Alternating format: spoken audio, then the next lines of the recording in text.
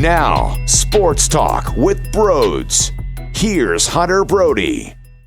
What is going on, everyone? Welcome on into Sports Talk with Brodes. I am sure that Nick Sirianni was at the top of your list, right? Wow, shocking for sure, considering I thought Josh McDaniels was running away with it. And you kept hearing, though, that they were not hiring, but interviewing Kellen Moore and this guy and that guy. And it's like, why are they continuing to just pile all of these randoms into these interviews? What are they going to get accomplished? So when you heard the name Nick Sirianni, let's be realistic. You just put him in the bulk with the rest of the guys that seriously had no chance. But apparently they were wowed, unless they were just thrilled that they found someone that they could possibly sell to Carson Wentz. And oh, by the way, they can keep their power at the top of the food chain here with Jeffrey Lurie and Howie Roseman, because it's no secret. They did not want to hand over the keys to anybody else. They didn't want to allow whoever the new hire would be to make all of these moves, no matter what they tell you or what they try and sell to the media as the next few days play out and whenever the press conference comes about.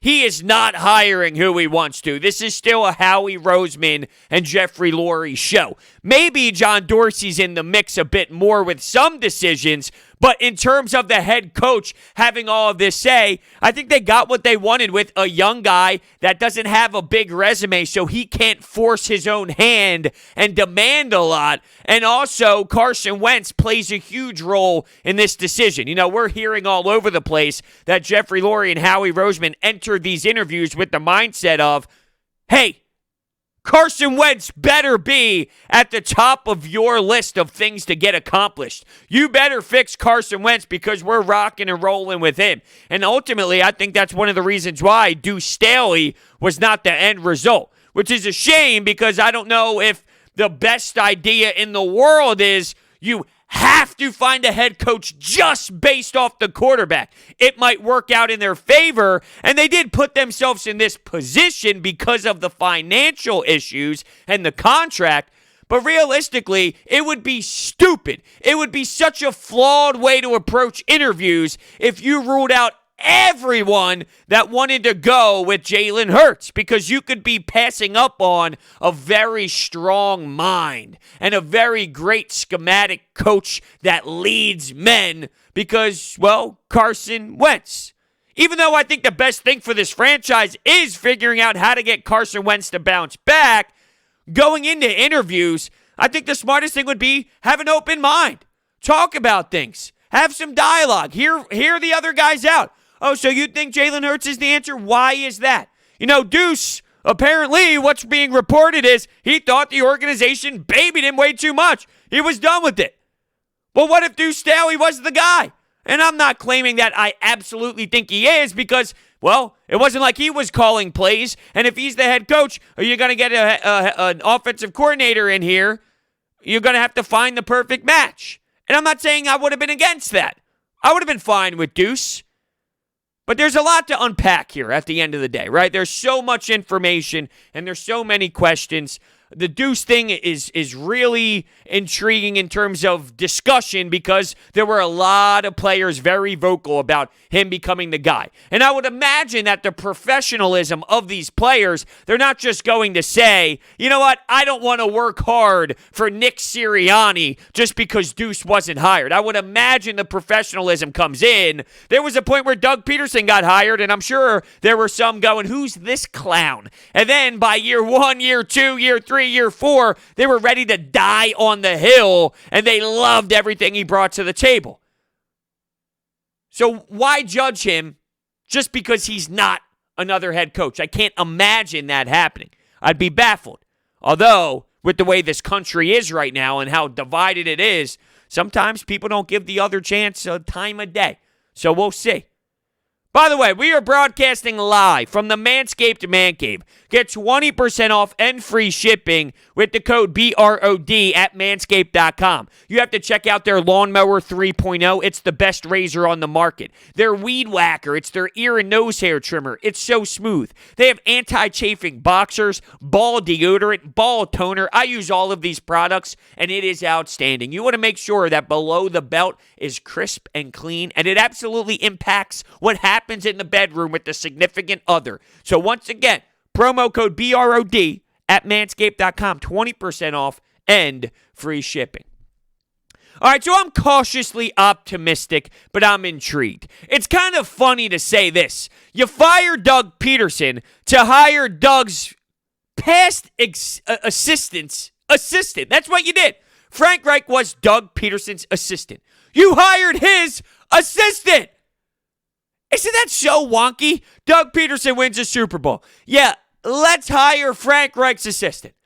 It's crazy. It really is, but it somewhat fits the mold of what we've been dealing with all season long. There's versatility involved. I think there's value in coaching multiple positions. Wide receiver, quarterback, being an offensive coordinator. Like, he went through the progress and he jumped the positions and he went up the totem pole as you should, and he continued to progress as a learner, as a coach. And I think that means so much because, look, there's going to be a lot of issues throughout this team. They admitted it. Doug Peterson wanted to win. We're not in win mode, so we need to kind of head in a different way, and we need to have like this different mentality heading into this season. Okay, well, there's going to be a lot of learning curves. It's not going to be instant success. There's going to have to be time for this coach to work on what he wants to do, work on his culture, work on his scheme, work on his message. Well, he might peek his head into that quarterback room to talk to Carson Wentz, to talk to Jalen Hurts, to talk to everybody involved. He might peek his head into the wide receiver room and say, hey, you need to focus on this and that, and if you want to become a better player, hey, Jalen Reagor, why don't we work on this, and maybe that will be the difference in some of the issues that you had in year one. And oh, by the way, maybe I'll scheme you open a little bit better than Doug Peterson, too. Just throwing it out there. I'm sure he won't say that. That's just me speaking. I like the fact that he has this background of working with all these positions because, well, maybe that plays a role and impacts the way that he coaches and the way that he has his input in with some of these position coaches underneath. He's young, 39, not that much experience and zero experience in calling plays. What does this mean for his staff? Well, that's going to be the difference in how we all feel about the future identity of this franchise, right? Who's going to make those decisions? I would love to say he's going to have some input, but in reality, I don't know if that's necessarily the case. Doug Peterson did not have that. They brought in Jim Schwartz, and it was more of like a, hey, this is what you're going to be working with. I would like to go down the road, though, of a veteran, experienced guy. I would like someone who has a track record of maybe being a head coach at one point. Not all head coaches succeed, right? But there's plenty of guys that don't work as a head coach, but they are very strong as a coordinator. I would love a veteran presence, older guy as an OC. A name that comes to mind is Jim Caldwell. Does it have to be Jim Caldwell? No, not at all. And there are some screaming for Deuce to be the OC, and this is where I have a problem with that. I could see Deuce as a head coach, and then in the same situation that I'm talking about now, having a veteran play caller like Jim Caldwell help out Deuce Staley. I don't want Deuce Staley, a guy who hasn't called plays and was a running backs coach, to be the play caller for a guy who's never called plays and is 39 years old. That just doesn't make sense to me whatsoever. So that goes right out the window in my eyes. I would like an experienced veteran guy to really help him and to show him the ropes a little bit, because it's definitely a big jump. Not that he can't handle it, but I think veteran guys are so important. I think Jeff Stoutland is so important. We heard rumors that he was going to be going to Alabama, and then you heard the news that Doug Marrone was going to Alabama, and that brought back the conversation of him staying here. His presence is so important. His presence is so valued from a lot of players in this league, and he keeps it together. Not only that, look at this offensive line. While they had issues last year because they were so banged up and they had so many raw guys, he does a phenomenal job at grooming talent. We talk about Jack Driscoll as someone who can play on this line. The dude was drafted last year. Nate Herbig was an undrafted guy. Like, I understand that they were an issue last season, and it wasn't as if that they were this grade A offensive line with a ton of backups, but that makes a lot of sense that they weren't a grade A offensive line with a ton of backups. He does a great job, is my point. If you relate Jeff Stoutland and correlate that with the failures of last year's offensive line, I don't think that tells the true story. And anyone who knows what he has done throughout his tenure here in Philadelphia would support my logic as well and absolutely see what I'm talking about. Defensively, what type of guy are you going to bring in here? Now, once again, I would like a veteran who has control of the entire defense like Jim Schwartz did, but then I get a little concerned. This is where I question my thinking a bit. If you hire this 39-year-old head coach, right, and you bring in a old OC who's been around the block and an old defensive coordinator who's been around the block, what do you have there? What is that? You want to be progressive, right? You want to be this new innovative scheme on both sides of the ball. Well, if you're starting to bring in these retreads, is that what you're getting? Because an example of a defensive coordinator I'd be intrigued by, Wade Phillips. And that is changing your defense completely. Now you're working with more of a 3-4 instead of a Jim Schwartz 4-3. Or how about a Marvin Lewis? And I know some hate that name. Oh, Cincinnati will lose all these wild card games. Who the hell succeeds in that division in Cincinnati? They won 10 games. They won 11 games. They were winning 10 games. I mean, you look through his stretch at one point, and it was decent winning.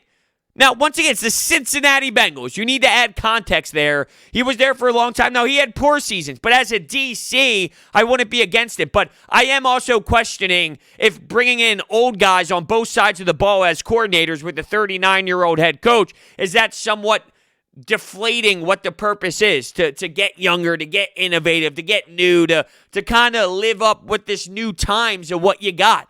We all see the Sean McVays of the world somewhat taken over. LaFleur in Green Bay. This young style of coach is what people want, and that's the way it's trending. Well, you're kind of getting that way with defense as well. There's this new swag to the defense, a lot of disguises, a lot of energy. You got a lot of those safety linebacker combination guys, right? Like, there's so much involved with this new version of football. Do you want to bring an older guy in here? And I don't mind one. Like that's where I feel like I need to draw the line. I wouldn't mind if it's one experienced older guy, whether it's an OC, preferably, I don't know. See, here I am kind of going back and forth in my brain. To summarize, though, like on one side of the ball, get me that experienced guy. I would kind of like it for the DC role because they're essentially the head coach of the defense. So bring someone that has some fight. Bring someone that has some energy to him. At the same time, I think that Sirianni is going to need some help. And I'm not going to lie, I have to look down at the damn paper to remember his name. That's how much of an out-of-the-box hire this is. And it doesn't even feel right coming out of my mouth. Nick Sirianni. The staff is such an important piece to the puzzle. But I kind of want to segue off of that a bit and get more into who he is and what they're saying about him specifically. They say he's got an edge to him. He's a little bit more of a fiery guy than Doug Peterson, but he still relates to his players that way. He has that player-friendly vibe, which is kind of what you need in today's era of football, right? You need that, hey, I'm a player's coach. You can come into my office any day of the week. I have an open-door policy. If you want to talk, hey, let's talk. Like, let's communicate. And that's big in this organization right now. Let's communicate. So it seems he gives off, that type of message to the team, which I love. But he can turn the dial a bit more. You had the ice cream, gee golly type in Doug. This is more of a, hey, if things aren't working out, things aren't smooth, you're going to hear it from him. At the end of Doug Peterson's tenure, you heard a lot, specifically from Brandon Graham, about the practice habits and how it got sloppy and how that was translating to a lot of issues that occurred on the field. I don't think that Sirianni is going to be keeping up with that type of practice habits. If things don't look so sharp, if things aren't going proper, he's going to blow that damn whistle and he's going to bring that fight. I don't know to what level, though. I don't know to what extent. But I like to hear that he has an edge. Because I think at some point, well, I don't think Doug lost the locker room. To be fair, Doug did not lose the locker room. They still loved playing for him, and they played with as much as they possibly had, right? So I don't think Doug lost his voice. But there is a difference in a guy that, players might know will always be soft. And the players might know that there's never going to be that bite from the coach. And if there's just a little bite, maybe it's just a nibble. Not a full bite, but just a nibble. That could be the difference in the intensity in certain moments, and that changes the focus level. But just like in any sport, you see this with Doc Rivers, you see this with Alain Vigneault, you see this with Joe Girardi. New culture early on is such a different way when you go to the NovaCare complex, when you go to the building, when you go to practice, because you are now proving to a whole new regime, hey, I can play. This is what I can do. You got to prove your worth. So the play and the determination and the motivation is at an all-time high from everyone. Everyone's surrounded with this sense of urgency because it's a totally different ballgame. And I like that, considering this team is somewhat entering a new phase and a new era of football. This is somewhat of a rebuild, a retool. And it starts with Carson Wentz. Now, did this hire scream, hey, Carson Wentz, this is for you? Yeah, I wonder if Carson Wentz called Frank Reich and was like, hey, let me know about Sirianni. And Frank Reich hit him with, look, Carson, this is a good guy. You're going to love working with him. Might be tough on you. I was tough on you a bit. It's not going to be the same as Press Taylor, but it's all out of love. Because there were reports saying that Carson Wentz only trusts Frank Reich. He's the only guy in the league. And I thought that was kind of nonsense, as if with all these great coaches, you're telling me Frank Reich is the only coach Carson Wentz really values and really loves to work with? I mean, that's absolutely ridiculous. I think it was a strong statement, but it's obvious that he had a relationship with Frank Reich and feels a certain way about him and his opinions. So when you think of it from that perspective, if he called Frank Reich and said, hey, let me know about him. Like, what are you telling him about me? What should you tell me about him? How do you think this would fit? And if Frank Reich tells him everything he wants to hear, well, then guess what? Carson Wentz is going to give his nod and his approval. We haven't heard from Carson. The last thing we heard is, I'm going to need some time. Well, he didn't even really say this. This was all coming out through the media. But it was stated that Carson Wentz needs some time to think about things before he makes his decision. Well, it seems that this move would put Carson Wentz in the decision of coming back and giving it a new, fresh set of eyes. But I also wonder, even if it's a minor, tiny, super small possibility, what if he comes back and goes, nope, I'm just done with this city. I'm not feeling it. The pressure's too much. The media is gross. It's writing brutal stories, because there's a lot of stories out there that's just wrong information and making Carson Wentz be this guy that he might not be. There's truth to these stories, but we can all agree that the way media really picks at him, it takes it to an extreme, and some can handle it, some can't handle it. Some of it is too aggressive, some of it is unfair, but some of it is fair as well. I just wonder what happens if he's still not satisfied and he goes in there and goes, I still want to be traded. I don't want to play in Philadelphia. If there's anyone that feels like that's possible, and then, that means the hire was a total failure. Who's to say the only way this guy, Nick Sirianni, can be a successful coach is if Carson Wentz is in play? I don't think that's the case at all. I don't look at Nick Sirianni as a guy who can fix Carson Wentz and only fix Carson Wentz, and other than that, he has no value. I'm sure he can do a great job with Jalen Hurts. I'm sure he can do a great job with other quarterbacks as well. But what does this mean for Jalen Hurts? How are you going to utilize Jalen Hurts? Is this a situation where you now have to use him as a gadget? As if when he went into this meeting and they wowed the front office, was it because he said, look, I have a system ready to rock and roll in my mind for Jalen Hurts? Do you see how Taysom Hill's used? Do you see what Drew Brees did? Do you see how Sean Payton works with that offense? Do you see how, just utilizing him in certain areas is so damn effective? I know what your vision was when you elected him. I know what happened when you selected him. I saw the outrage. I have this great plan. They were clearly wowed because there was no reason to jump on him, snap of your fingers. No one was seriously, and by the way, there was only one other place available, and that's the Houston Texans, and I promise you, they weren't seriously reaching for Nick Sirianni. See, here we go again. They weren't going out of their way. I need to go get this guy. So why did it have to happen now? Why not interview Eric Bieniemy? And I just wonder if Andy Reid pulled Eric Bieniemy aside and went, yo, no. Because I'm hearing from a bunch of people that I'm speaking to, and it's not breaking news here, but there's a lot of people that do not like Howie Roseman. Despise Howie Roseman. And I think there's a correlation between Sean McDermott and Dable staying in Buffalo, because remember, Sean McDermott was here and it didn't end very smooth, and Andy Reid and Bieniemy. Like these guys who are looked upon as being the next future head coaches in this league, for them to stay put and to not be all in on like this Eagles hire, there's definitely a correlation between who their head coaches are now, their relationship with this organization, and them staying put. They're probably not saying great things. But with the Eagles, like there's still other guys to hire to jump on them like that. I thought it was a little odd.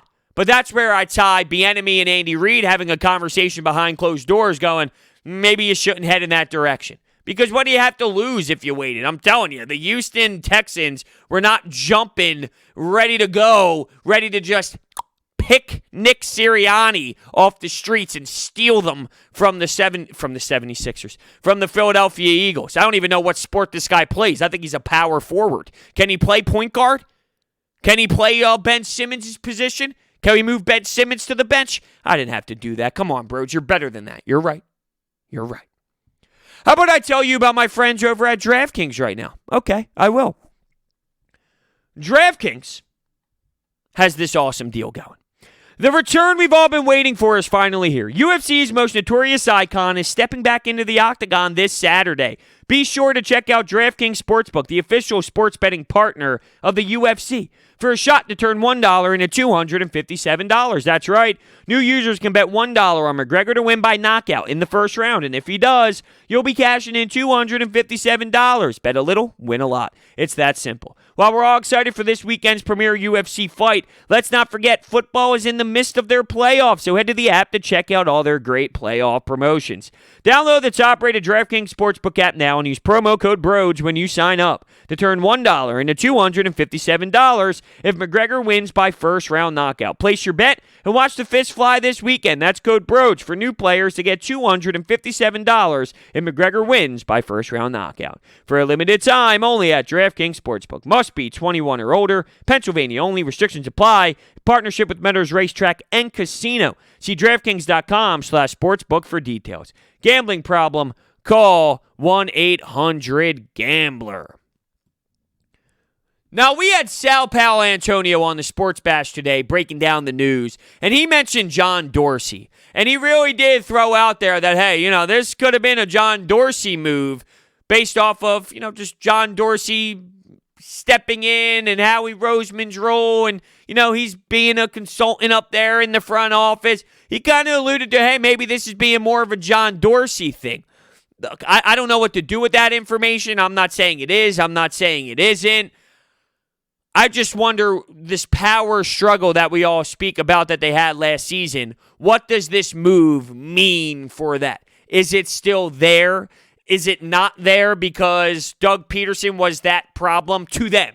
I'm not saying totally. I'm saying to the Eagles front office and to Jeffrey Lurie, the way they view it. Did they view it as, we got to get Doug Peterson out of here? He wants too much power. He wants too much say. He's trying to control things. No. I'm not having that. Let's get a younger guy in here. And they think just getting a younger guy in here fixes that power struggle that we have alluded to all season long. I'm sure they do. But I do wonder about this John Dorsey and Howie Roseman dynamic, and what's Howie Roseman going to do? Did he lose any say and any voice on draft night and personnel decisions?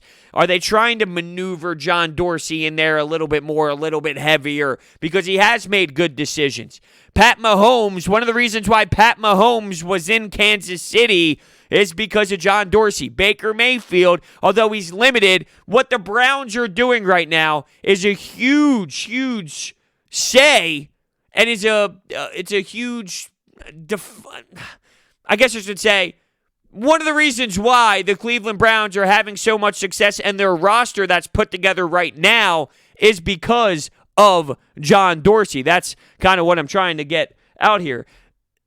Nick Sirianni, though, never called plays. Never called plays. So what are we supposed to expect?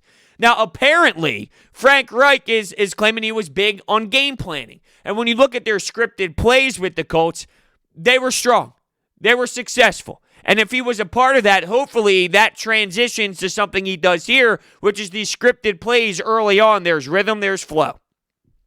I also wonder, though, how much of this is Frank Reich trying to start his own tree. Part of being such a successful coach is being able to move guys on. Now, for Bill Belichick, there's so many question marks based off of his style and the way he does things, but he's the outlier. You think about Andy Reid, everyone wants to pluck off the Andy Reid tree. Well, with Frank Reich, think about it. Is this the start of that for him? So is he going to speak highly of him in a different way? Not as if any coach throws anyone under the bus. He obviously speaks highly of him. There was a video surfacing on Twitter. I think John Clark had the video of Frank Reich speaking about Nick Sirianni. I'm going to do that a billion times. Nick Sirianni and talking about how, I want this guy to be my offensive coordinator. I want this guy, and talk so highly about him. All these guys are going to, but I value that he was bringing him around, and he was always under Frank Reich. There's clearly this relationship between the two, and I think Frank Reich is a smart mind. He's only going to keep smart guys around him. But building your tree is important. It gives you a better look. It makes you look like a better coach if you can have all these coaches succeed after they leave you.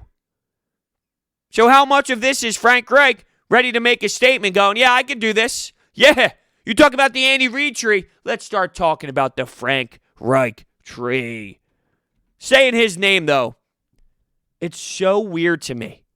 I'm just not ready yet. I want to dig into some of his spots and where he was previously. So he was a defensive backs coach in Mount Union. This is really throwing it back to 2004. Wide receiver coach in IUP. Then you get to the NFL. In 2009, he was the offensive quality control coach for the Kansas City Chiefs. Then he was the assistant quarterbacks coach, the offensive quality control coach in 2011. So he went from quality control coach to quarterbacks coach to quality control coach again. Then he was the wide receivers coach. He went to San Diego. He was the offensive quality control coach. Then he went to the quarterbacks coach in San Diego. Then he was the wide receiver coach with the Chargers. Then he bounced to the offensive coordinator with the Indianapolis Colts. Here's an interesting way to look at things. He worked with Andrew Luck. He worked with Phillip Rivers. And he worked with, come on, get it to me, Brissett.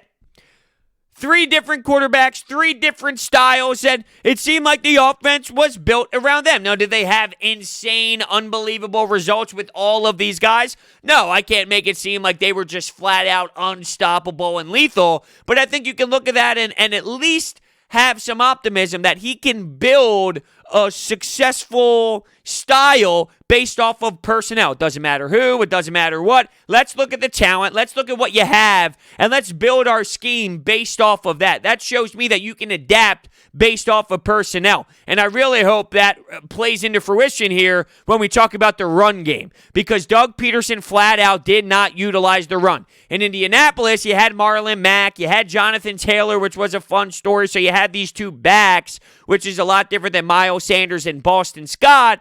But at the same time, you're Miles Sanders, damn it. You got Miles Sanders who can be an explosive player, and we all know that he's a home run hitter. So I look at the fact that he had different weapons and he had different guys each year, and he was able to, kind of build different flow based off of that. And looking at what you have here in Philadelphia, whether it's Wentz, whether it's Hurts, whether it's Sanders, whether it's Rager, I'm looking at your players and who you have on your roster.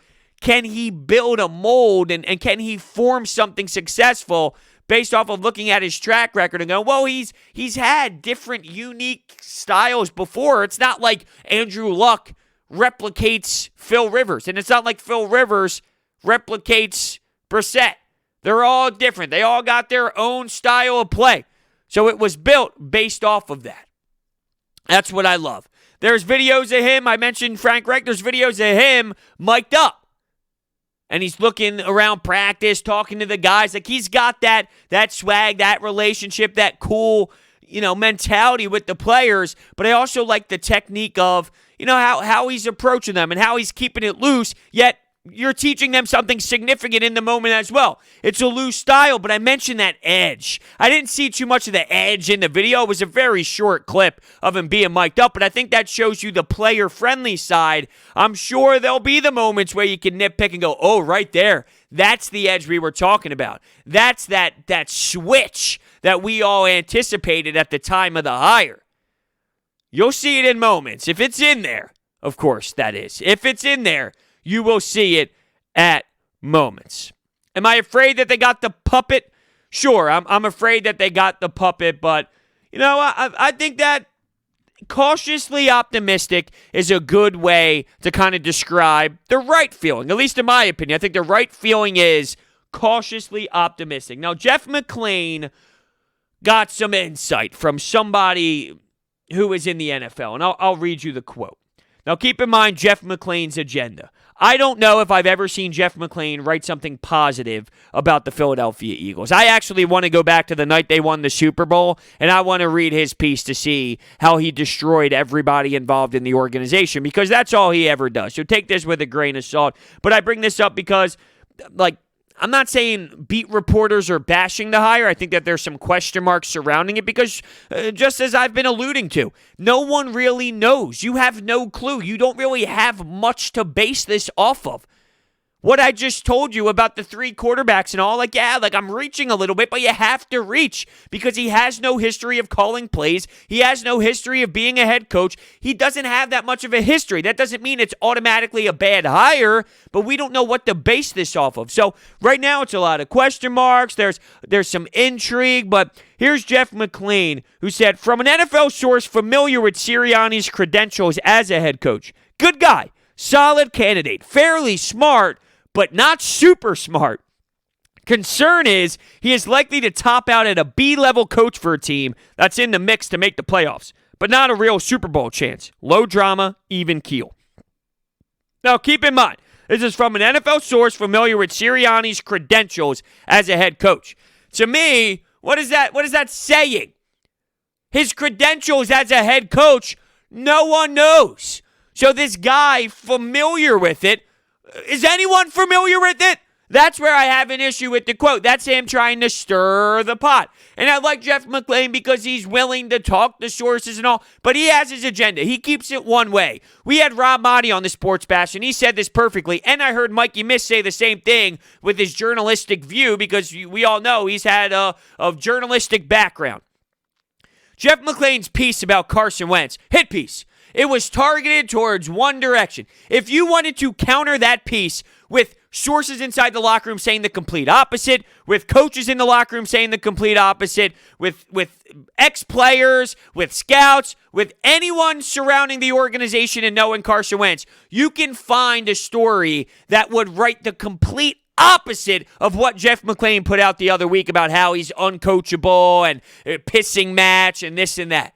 And a good journalist, if you would put that out, I'm not saying Jeff McLane's a bad journalist, but when you put that in through the editor, you need to have that counterbalance. That's big. Okay, you have this side. What in this story is giving you the other side? I don't know how that hit piece got through, but that's where journalism really changed nowadays. You don't really have that counterbalance anymore based off of the way it's about the hits, it's about the clicks, it's about social media. So it doesn't have that same path it needs to go through before something gets published.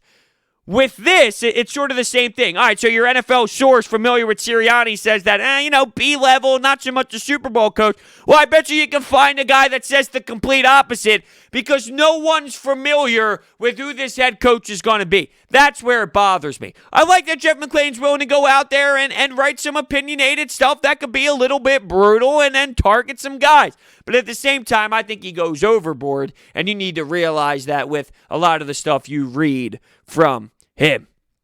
All right, I'm trying to see here if I missed out on anything I kind of wanted to specifically touch on today.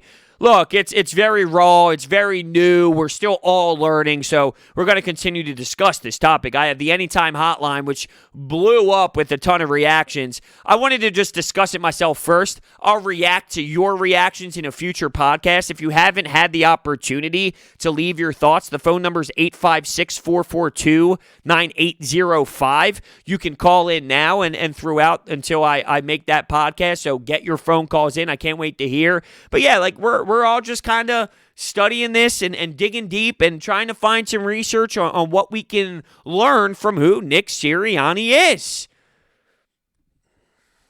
I don't know when it's going to get normal to say that name, because it's definitely not now. McDaniels. I guess I'll touch on this before we end the show. First, let's hear a word from Orbit Energy and Power. With over 20 years of experience in the industry, Orbit Energy and Power is home to your solar experts in residential and commercial projects. They are dedicated to making sure your project is completed easily and properly by using high-quality materials and trained professionals to get the job done right. They even take care of all the permitting and fees right there in the office. Their solar program eliminates your electric bill completely. They also provide water purification, backup energy services, battery storage, and more. Check out their information. It's all down below. When it comes to McDaniels, I think the power that we all talked about with the struggle, I think that played a role, right? I mean, his background had some iffy moments, whether it was backing out of Indianapolis, whether it was what happened with Denver, where he essentially had to get escorted out of the damn organization and out of the building. It got brutal. So there were a lot of red flags, and his personality is arrogant. Did that scare away these guys? Like, there was that report that Howie Roseman had to get Jeffrey Lurie on this, and he wanted him because, Howie's okay with giving up power. The more and more I speak to people about that, that is your typical NovaCare complex leaking stories. That's a Howie Roseman leak is what it is. It's not true. It's Howie Roseman trying to sell, because he is very well aware of how people view him, and he hates it. He does not like that people destroy him and ridicule him. That was a standard leak from the front office to the media of, you know what? Howie's okay with giving up power to Josh McDaniels. He just has to sell Lurie. He's okay with it because he's not someone that needs it. You think we're buying that bullshit? You think we're getting mind screwed here? No. We're smarter than that, Howie. We know how you work. All right, when you start talking to people who cover this team, it is very well known that Howie likes to leak stuff so it doesn't look as bad. Oh, you're telling me the moment Doug Peterson gets fired, he was the one that wanted Jalen Reagor, but Justin Jefferson was what Howie Roseman wanted. Yet we all know that the voice of Doug Peterson was so small that he actually left because of it. He walked out of Lurie's meeting happily canned because he didn't have a damn say. Yet all of a sudden, the moment that Doug's fired, you know who Howie wanted that night? Justin Jefferson. It's full of crap. It really is. It's not fooling anyone. So thank you guys all so much for listening. Way more on this topic as the weekend continues, as the week continues. I can't wait to learn more about him. Intrigued, for sure. Intrigued. Cautiously optimistic, though. Can't wait to see how this staff shapes up. Thank you all so much for listening, and I will see you next time.